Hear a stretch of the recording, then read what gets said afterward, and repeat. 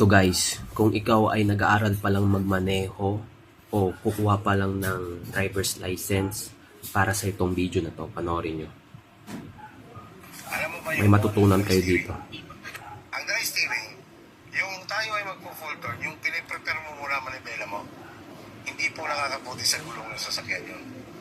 So, ito pong ituturo ko sa inyo, ito yung hindi dry steering ha.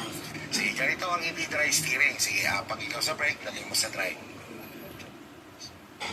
Signal ka sa kaliwa. I-position mo muna ang manibela mo, ma'am, sa ang tawag dito ay full turn pero hindi dry steering.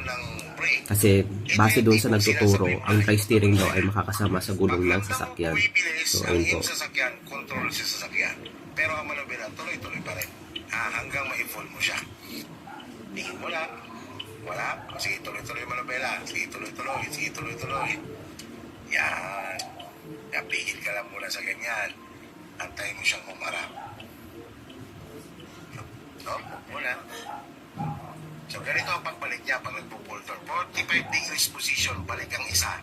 Isa muna. Isa muna. Sige, isa, balik ang isa. Antayin mo, umarap. Isa pa. Yan. Diba? Snappy. Hindi ka nag-ahabol. Kaya yung inaantay mo siyang umarap ha. Diba ang bilis, dalawa agad. So, pagka gano'n, umiikot ka lang full Ito yung talagang nagtuturo.